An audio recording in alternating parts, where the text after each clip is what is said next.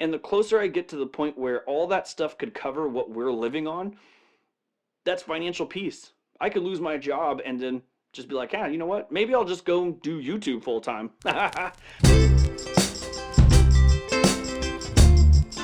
Hey everybody, my name's AJ and this is the Wealthy Idiot Show. Before we go any further, please make sure to destroy that like button for the YouTube algorithm. Anything you do helps us out tremendously, and we can spread this message of financial freedom and financial peace to as many people as possible with your help. So we appreciate it greatly. So just when I think that Dave and I are starting to vibe, we're connecting, it's been a minute since I've really done a video knocking Dave Ramsey around for his opinions and the stuff that he says, and then he goes out and he makes this video. So we gotta watch it, I gotta talk about it. This video is called Why Paying Off Your House Later is a Huge Risk. Huge in capital letters, why it's a huge risk. And I think we can nitpick this apart a little bit, especially because this caller is basically me. Let's get into it. Jackson is in Tampa, Florida. Hi, Jackson. How are you? Hey, I'm doing well. How are you? Better than I deserve. What's up? Hey, got a question regarding the mortgage. I know you guys talk about, I have no debt, and I know you talk about putting 15% towards investments and then the rest going towards your mortgage. My wife and I are incredibly risk tolerant. Lost about $50,000 in our mutual funds over the past month, and still just sold my car, invested that money straight into the stock market because they're on sale. So I think that the math says investments. You're obviously a very successful man, so I'm not going to argue with you, but I'd like to genuinely know why do you go with that approach versus the investments if you're risk tolerant? Jackson, see, this is what I'm talking about. He says everything's on sale right now. He sold his car so that he can invest in the stock market. I'm not going to do that. This guy may be more intense than me. He's investing 15%. He has no other debt, and he's looking at the mortgage and he's thinking like, look, I could probably make more money in the long run because if the S&P 500 is returning 10% on average and my interest rate on my house is lower than 10%, I mean, mathematically that makes sense. And I get that you can't always use the past to determine what the future is going to look like, but I mean, you have to assume that if you have a low interest rate like 2%, the market should produce better than that over the long run. So yeah, man, Jackson, I don't know. Feel like, so I like his question. So his question is basically like, look, I'm going to do what I want. I just want to understand why it is that you don't think this is a good idea. That sounds like what I would ask. Let's see what he says. Well, risk tolerance has to do with what your emotions will allow you to do without going into freak out mode. No, that's already wrong.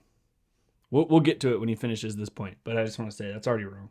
And so someone who has a very low risk tolerance can become a poor investor based on the fact that their low risk tolerance causes them to not take enough risk. Agreed?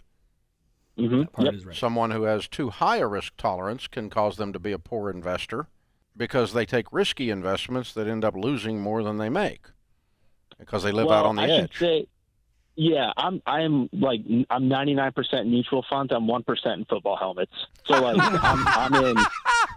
I mean, for the score, stock market and for the international score, stock market. I like it. Oh, this is so great. We have a new measure of things. This is awesome. Born on the air today. I love it. Man, I like this Jackson guy. He's super cool.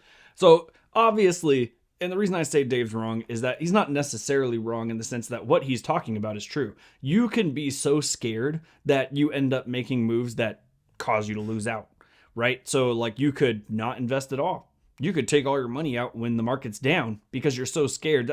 That doesn't necessarily mean risk tolerance. That's not what Jackson's referring to here. What he's saying is like, look, I don't have to live on any of this money anytime soon. I don't need to pull it out. I have a steady job, maybe a great emergency fund, so I can put my money in things that are more volatile as long as the average over the long run is good. That's what he's saying. So he's pointing out like, I'm not going to be in the position to have to take my money out if there's a recession coming up. I can leave it in so I can put my money in things that have higher volatility. That's what Jackson's saying. And he's absolutely right. And I think Dave kind of skipped over that by kind of giving his emotional response answer, just kind of to try and maybe skip this question a little bit. I don't think he really wants to answer it. Yeah, but my point is, okay, so I grew up in the real estate business, and one of the things you do in the real estate business is they take your risk meter and they break it with a hammer. Real estate people have complete risk tolerance. We're idiots. We're idiots. We don't even know there's risk. Okay, I think that that's true sometimes. I'm in Facebook groups where people are like, if you're not YOLOing all your money into real estate and taking out as much debt as you can every chance you get and put it into real estate, then you're doing it wrong. Yeah, those people have very high risk tolerance to the point of stupidity. I've shown on this channel that you can get leverage and take out debt and invest it safely and conservatively. So that must mean to some degree that people who get into real estate can consider the risk. So I don't think that that's universally true. Okay, and that's what caused me to go broke, because I was not measuring risk. So here's what ends up happening. Oh man, just like one after the other. No, what caused him to go broke was that he had no equity in the homes himself, and he produced a plan that if the market dropped at all, he'd be in trouble. And his whole thought process was real estate never goes down. People say that quite often. Real estate never goes down. Real estate never goes down. And he worked a plan that was dependent on the fact that, or on the hope, I should say, that real estate would never go down. I'm not developing that plan, and I'm not encouraging you to do that either. So, that's not why he went broke. He didn't go broke because he just didn't have, or he had unlimited risk tolerance. He went broke and he went bankrupt because he had no contingency plan if the market started to go down. He didn't consider it at all. Debt equals risk. More debt equals more risk. Less debt equals less risk. It adds risk to the portfolio. You're saying I can emotionally tolerate that. That's one discussion. Another discussion, though, is what is the fastest route to wealth? He didn't say he could emotionally tolerate that. He said he could financially tolerate that. That's different.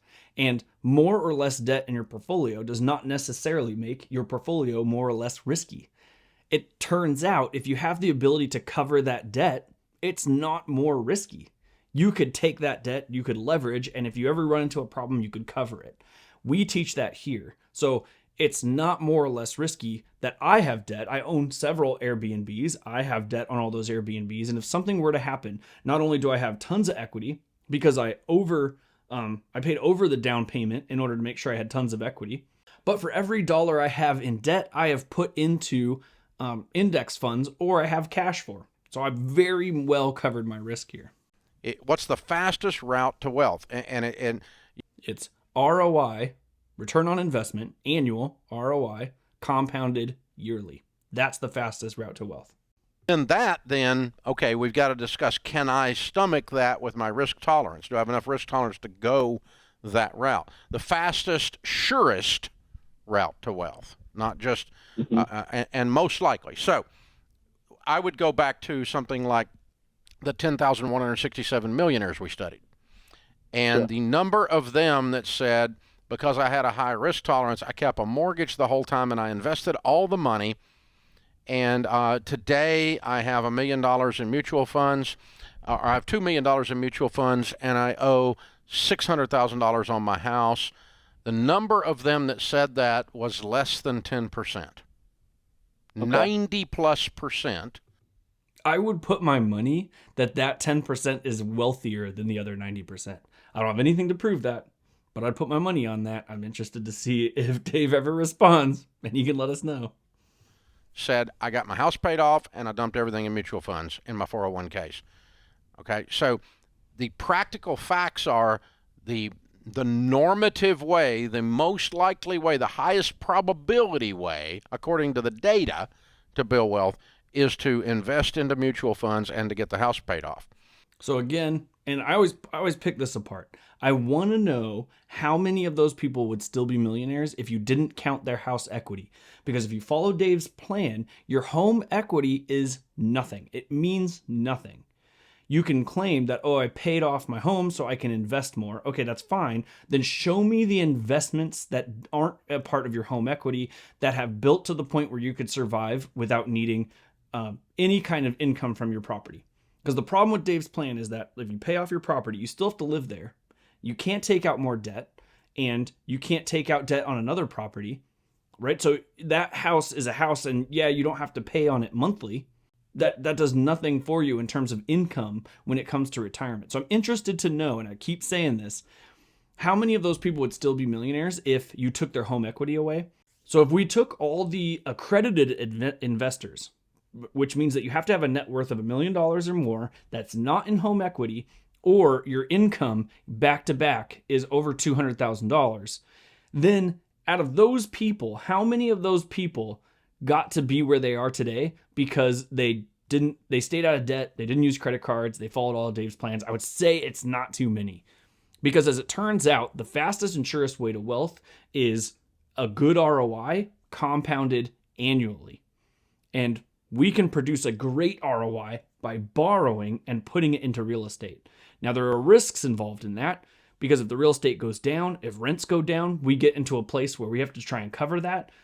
That's a risk. So we got to cover that risk. We got to assume that that's a possibility and cover that risk with other investments and backup cash. That's the fastest way to wealth. Because otherwise you would say, all right, I'm going to borrow as much as I can borrow on the house all the time. And every so often I'm going to refinance it and throw all of that money with the cash out and stay mortgaged up to my eyeballs. Yes. Yes, that's what you do. Now, not completely. As it turns out, getting a cash out refinance costs money. You actually have to pay money to get a cash out refinance. And it depends on how much you're cashing out, how much the refinance is for. That's all going to be part of the closing costs of your refinance. So if, let's say interest rates drop to 3% in 1 year, and we get there and we have $10,000 in equity and it costs us $7,000 to refinance, it's not worth it, right? We wouldn't always just refinance. It doesn't make sense to always do so. But as long as we could back the debt we're about to take out with other investments and emergency funds, then yes, if we have enough equity and it makes mathematical sense, including those closing costs, to pull that money out and put it into something like the S&P 500, I will be doing that. I will be doing that until I die. If the concept worked, you would do that. But the problem with that is that it affects other things in the unseen, and that is that the borrower is slave to the lender. You make different decisions in your life when you don't have a house payment. About your career. Yeah. It puts different stresses on your relationships. Those are all true for things when you don't have financial freedom, when you don't have financial peace. If you have a lot of debt, you're struggling to pay that debt, you're trying to figure out your life, yes, those things affect your career, your family, etc. But if you have financial peace, meaning that your income covers your expenses, more than covers your expenses, and you could get income from places other than your job, which Dave isn't advocating here. He's saying work until you're 65, put 15% away in retirement, and you do that, you're putting yourself in a position where you do not have financial freedom and financial peace. Now, I'm not saying that he's advocating for that. It's just that his plan ends up putting people in that position. What I'm advocating for is be as lean as you possibly can, invest as hard as you possibly can, get as much real estate as you can as long as it's backed and you're conservative about it, and get to a place where no matter what happens to you, no matter what happens to the economy, no matter what happens to your job, you will be okay and you'll be able to pay your bills, including those mortgages. That's financial peace. And that's going to be the position where you have no strain on anything. It gives you that real freedom, and you can get there younger through taking debt out. You could do it older, you could get there later, but I'd be more of a fan of getting there sooner. Sounds like Jackson's kind of on the same plan here. You treat your children different. There's different levels of health issues when there's no debt versus if there's debt.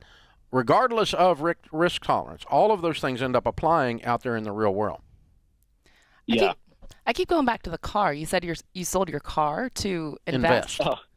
Do you need a car? So no, I don't. That was just I was able to sell my car. It was a 2008 Honda Fit. I sold it for $300 more than I bought it for 5 years ago. And so I bought an electric bike and I take that to work. I'm only 3 miles from work. The problem is I do live in Florida, so I'm going to start sweating here soon. But no, my wife and I felt like we've got our 2015 minivan, and like we can be a one-car family. Okay. Okay. Yeah.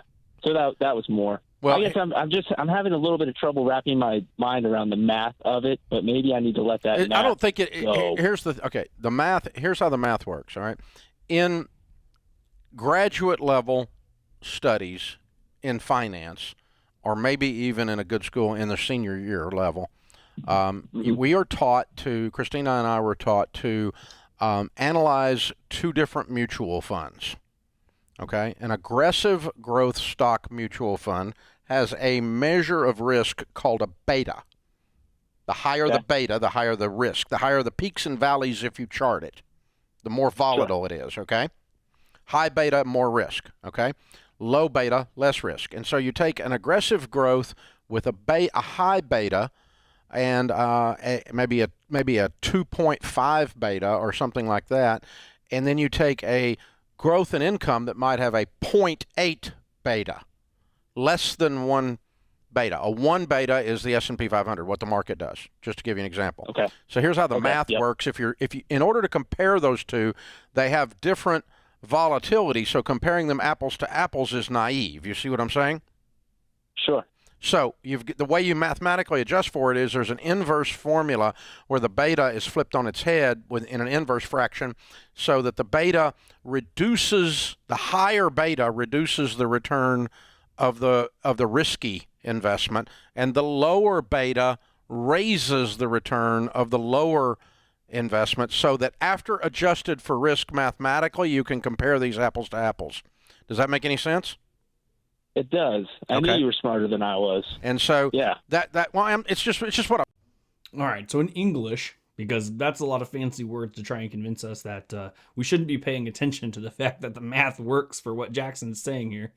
The English there is that if you have something that is really low risk, so low beta, it's going to have a really low return. You have something with really high risk, high beta, it's going to have a really high return. And it's hard to compare those two together, because how do you determine risk to return, right? Those are the two things that you want to try and figure out. So what he's saying is there's a mathematical equation where you can figure out risk to return that makes sense. So it produces an answer where you can compare the two and you can determine, like, okay, the risk on this one is worth the return that you're getting.